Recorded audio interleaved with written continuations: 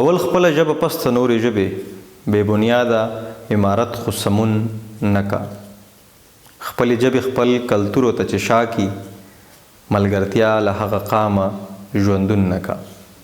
ملګرو سلامونه د حمزه بابا په دې دوه شعرونو باندې هیله ده چې روغ جوړ او خوشحاله به څنګه چې موږ ویلي وو په تېره ویډیو کې چې موږ به را روانه ویډیو د باړهګلۍ د ړومبي سیمینار په هغه 11 فیصلو باندې به کوو. ټولې فیصلې نه راولو، ړومبۍ یو څو فیصلې به تاسو سره شریکوو چې کومې فیصلې وي، څه شوي وو، په هغې باندې څومره عمل اوسه پورې کېږي. نو ړومبۍ دا تاسو ته ووایم ډېر ملګري دا تپوس کوي چې اصل کې د باړهګلۍ دې څه شي، دا اصل کې د ځای نوم دی چېرته چې د پېښور پوهنتون یو سب کیمپس یا یو ځای هلته هم دی. دا سیمینار اصل کې د پښتو اکیډمۍ او صوبایي حکومت پښتو اکیډمۍ لخوا هغه وخت صوبایي حکومت په مرسته په 10 نه تر 12 جولای 1990 کې تابع شوی. په دغه کې د دواړو خواونه د پښتونخوا نه اخوا د بلوچستان بیا د پورې غاړه پولې نه پورې د هغه دواړو خواونه 100 او تقریبا 15 کم چې محمد نواز طاهر صاحب لیکلي په خپل کتاب کې 115 پوهانو، ادیبانو، صحافیانو، د ژبې ماهرینو هغه ټولو ګډون کړی و او دا 2 ورځې روانو څنګه چې موږ وویل چې د 10 نه تر 12 پورې دا روانو. په دې کې چې کومې فیصلې شوې هغه هم دا دي چې تاسو ګورئ چې د پښتو توري چې کوم دي هغه به 40 وي. په هغې کې صرف یو یې باندې مسله وه، مجهوله یې چې ورته وایي چې یو پرته یې ده ورسره ساده یې ده. نو په هغې باندې مخکې ځو چې ولې دا فیصله شوه. لومبۍ فیصله دا وه چې هغه کلمې چې د عربۍ او فارسۍ نه راغلي دي او معنی هم هغه شانتې ده نو هغه به هم په هغه اصلي شکل کې ساتلی شي. لکه مثال په توګه قمیص دی، ورسره بیا قصه ده، ضعیف دی، قرآن دی یا قصه چې ځینې خلک یې کیسه لیکي. نو فیصله دا شوې وه چې دا په خپل شکل کې مونږ هم دغه شانتې لیکو. هغه کلمې چې پښتو خپلې کړي دي او معنا یا شکل یې بدل شوی دی نو هغه به په اوښتې شکل کې لکه تپوس، پام او همدغه شان د عربۍ مخصوص توري چې کوم دي چې هغه پښتو هغه به مونږ بیا د پښتو په کلماتو کې نه لیکو. لکه تورخم به مونږ په توی باندې نه لیکو، دا به مونږ هم په تی باندې لیکو. دا لومبۍ فیصله وه. دویمه فیصله ډیره مهمه فیصله زما په خیال د پښتو یو لوی مشکل اسان شوی دی د دې دویمې فیصلې سره چې دا یو ټکی موږ سره موجود و خو لبده مرغه اواز یې هم و، خو دا به مونږ په نون او پړې باندې لیکو، یعنی نون چې کوم دی نو د هغې دپاره فیصله دا وشوه چې د نون او ړې نه چې کوم اواز دی، د نون چې کوم اواز دی هغه به مونږ په نون باندې لیکو. د پښتو په تورو کې به دا ټکې د نون نه پس راځي. یعنی مثال تاسو کتلی شئ چې رڼا، ورونه، لونه، پڼه، تڼاکې، کون یا ګڼ. نو دا د باړهګلۍ د سیمینار یا د هغه دستوري دویمه فیصله وه. همدغه شان درېیمه فیصله چې وه چې هغه کلمې چې په اخره کې زور لري یعنی په زور باندې ختمیږي نو هغه به مونږ په ساده هی باندې لیکو چې کومه د وو نه پس راځي. لکه د مثال په توګه خوشحاله. خوشحاله که تاسو وګورئ نو دا د مذکر لپاره هم پکاریږي استعمالیږي او ورسره بیا د مؤنث لپاره خوشحاله، لکه خوشحاله الک، خوشحاله ښځه، خوشحاله جینۍ. نو دا هی به مونږ د مؤنث یا د تانیث کومه نښه نه ګڼو بلکې په زور باندې چې کومه ختمیږي کومه جمله ختمیږي نو زور به نه لیکو، دا هی به لیکو، یعنی دا به تانیث مخصوص علامت نه ګڼلی کېږي. نو دا د باړهګلۍ د سیمینار درېیمه فیصله وه. همداشان څلورمه فیصله چې کومه متفقه ده هغه دا وه چې مد په پښتو کې نشته. عموما مونږ ګورو چې مد ډیر خلک ازادي لیکي یا आवाज لیکي نو هغه مد پکې استعمالي په پښتو کې، دا په پښتو کې نشته. دا هغه فیصله وه. پنځمه فیصله بیا چې اوس هم په لا اختلاف شته دی او دواړو خواو دا منلې ده چې کومه فیصله ده نو بس تاسو خپله یې استعمالوئ، موږ به خپله یې استعمالو، یعنی مجهوله یې چې کومه ده چې ورته د واحد مذکر یا د یو نر چې کومه یې ده هغه هم ورته ویل کېږي. مجهوله یې به په خیبر پښتونخوا کې په پرته یې او ورسره هغه طرف ته چې کوم دي نو هغه به ساده یې، یعنی په افغانستان یا په جنوبي پښتونخوا بلوچستان کې چې کوم ملګري دي هغه به په ساده یې باندې د مخکې په شان لیکي. یعنی که تاسو وګورئ زمری، سړی، سپرلی، لیونی، دا تاسو په اوږده باندې دی خو چې دلته کوم کتابونه چاپ کیږي هغه به تاسو ګورئ.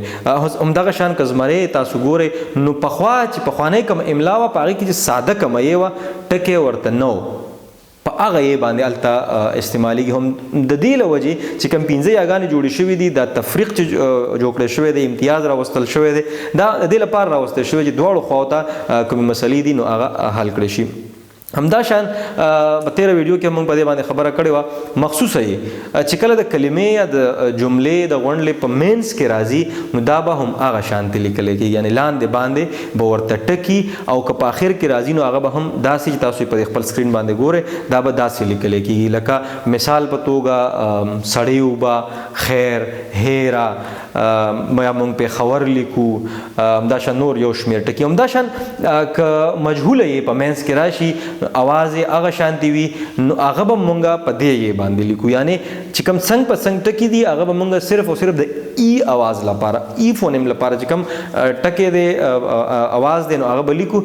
که مخصوصه یې راځي، که مجهوله یې په مینس کې راځي نو هغه به مونږ د لاندې باندې چې کوم ټکي دي هغه شانتې به لیکو. لکه مثال په توګه تاسو ته وایم خیبر، خیبر که مونږ وګورو دا اواز د مجهوله یې دی، لوی یې پرته یې چې ورته وایي، خو په مینس کې چې کله دا راځي نو دا به مونږ داسې لیکو. همدا شان اوومه فیصله د معروف یې وه.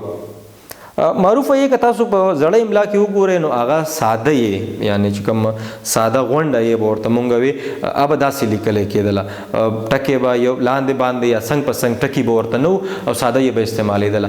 نو د دې مشکل دا راپېښ شو چې زموږ اخوا کوم وروڼه دي یا خویندې دي، مشران دي، پوهان دي، کشران دي، هغوی اوږده یې چې کومه ده نو هغه ساده یې لیکي. دا مشکل پکار دا وه، دا ډېره ښه فیصله ده چې مونږ دا مشکل حل کو او د پرته یې په ځای کې هغوی دغه یې استعمالوي نو استعمالوي د افغانستان وروڼه، د بلوچستان، جنوبي پښتونخوا وروڼه، او زمونږ سره معروفه یې چې کومه ده هغه به څنګ په څنګ ټکي لري، که دا په سر کې راځي، که په د جملې په اخره کې راځي، د کلمې په اخره کې راځي، دا به څنګ په څنګ ټکي لري. عموما موږ په تیرو ویډیوګانو کې هم ویلي چې دا څنګه استعمالیږي.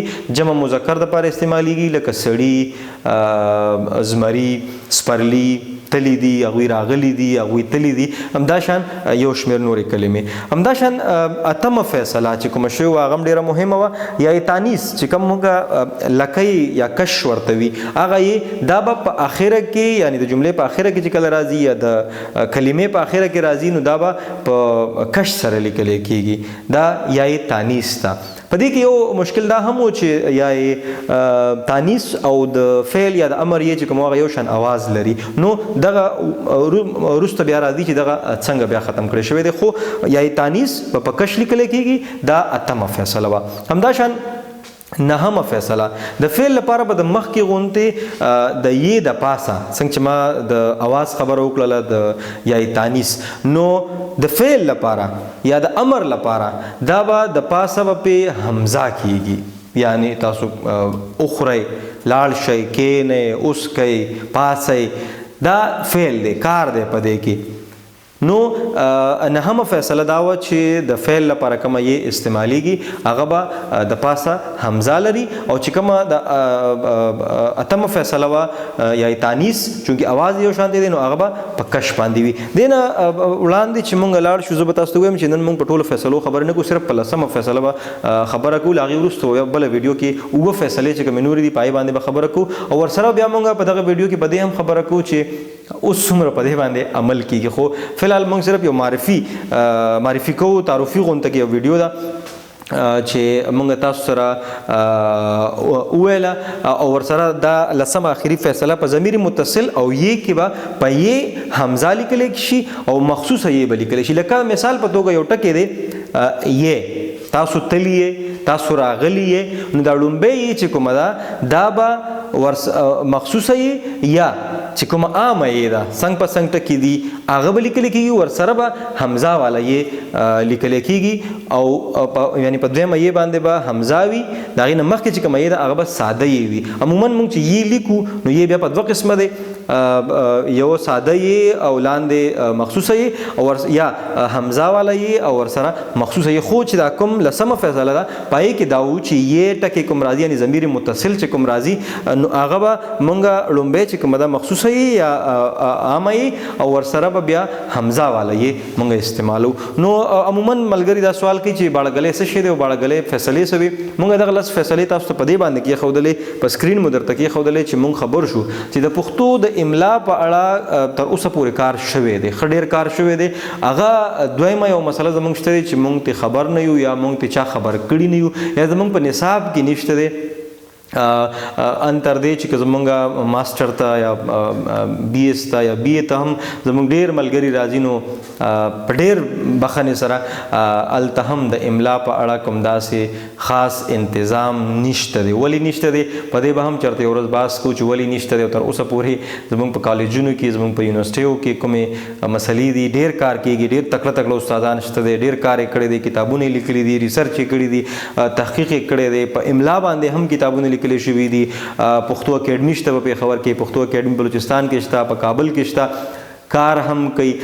خو تر اوسه پورې عام ولس ولې د دې نه بې برخې دی. په دې به هم چېرته یو بل ویډیو کوو. خو نن مو در سره دغه لس فیصلې شریکې کړې او که تاسو په دې لس فیصلو باندې کومه پوښتنه وي، سوال مو وي نو هغه موږ ته د ویډیو لاندې تاسو لیکلی شئ. د بلې ویډیو پورې به د اجازت غواړو. ښاد آباد او خوشحاله اوسئ.